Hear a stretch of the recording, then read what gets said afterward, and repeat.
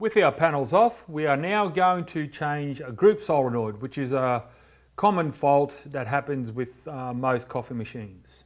We grab our flat blade screwdriver again and just slightly loosen 2 flathead screws on either side of the screen panel. These don't have to come all the way out, it's just enough so we can loosen the front screens off. These pop out, which gives you more room to work on your solenoid. This is what we are changing today. It's on the side of a boiler.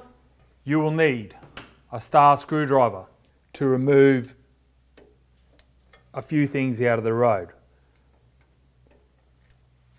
So we'll remove that, which is on the other boiler, but it just gives you more room to work on. So if you move that out of the road for now. You will need a shifter. If you come around here, you'll notice there's an overflow pipe. It's a brass pipe. We just loosen that off and we just push that to the side. There are also wires at the back of the solenoid.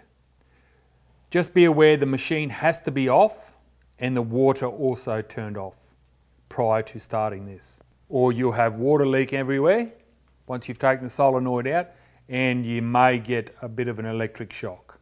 Okay, so we have the wires taken off. Next, at the side of the solenoid, there's another bolt that holds the black solenoid on. That needs to be removed.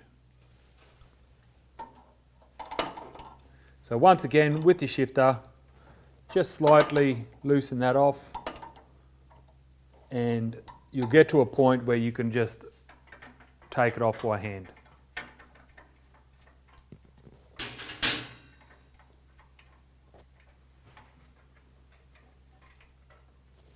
That slides off.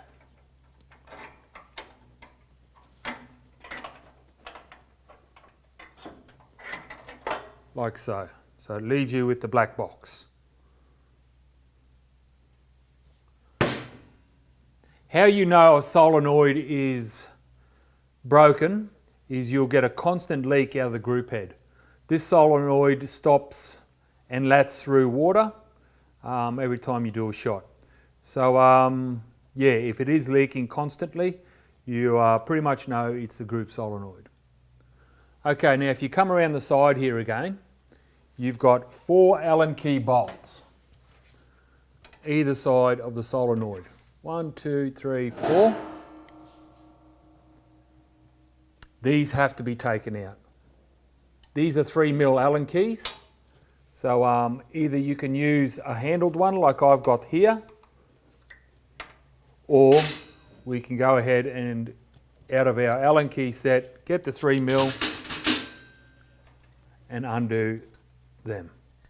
And you'll notice there are 2 O-rings at the base of the solenoid. They go in exactly where the old ones come out.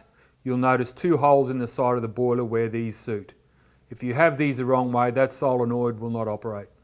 Okay, I've taken the solenoid off the side of the boiler. This far bottom right screw that goes in that hole can be a bit difficult to get out. It is in an awkward position on the side of the boiler. You will eventually get it out with a bit of time and patience. And remembering it is warm around that area, so just be careful burning your hands and whatever else. But you will get some water coming out when you pull this out, but that's normal. Even with your tap off, because there's pressure built up in the boiler. So once you remove that, there will be a little bit of water come out, but try not to be alarmed about it. Okay, so I've got the solenoid on the side of the boiler. Now we're going to step through on how to put the electrical box back on the solenoid to be able to activate it. You've got 2 ends of the solenoid. You've got like an open one and a one with a bit of a washer built in. That washer goes to the outside. So you slip this back on the shaft with your 2 washers that come off the solenoid. It goes on the side of the solenoid and with your tightening nut as well on that shaft.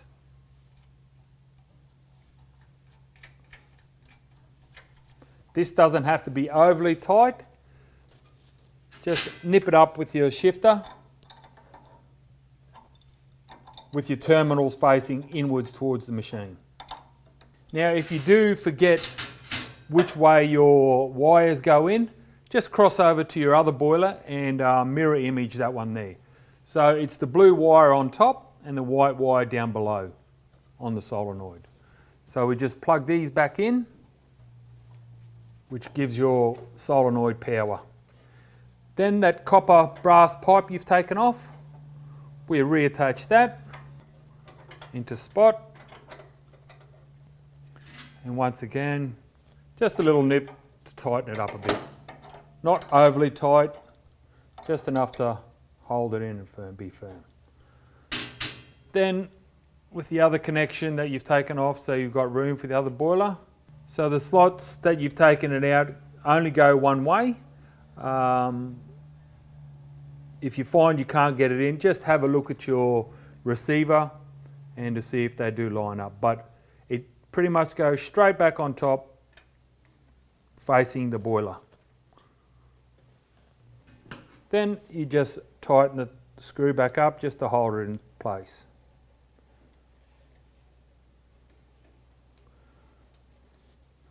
Okay, that's changing a solenoid.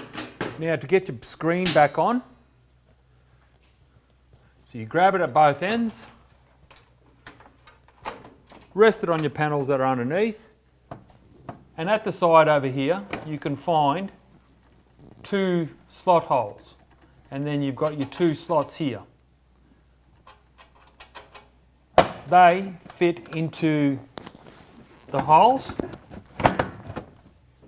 Push your screen up, and while you've got the tension on pushing up, tighten up these flathead nut bolts again while still holding them up, otherwise your screen doesn't lock in position.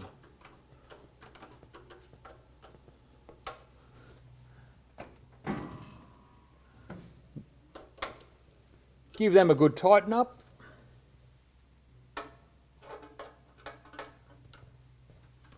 And you'll notice if you give the front a bit of a wobble, it doesn't come off.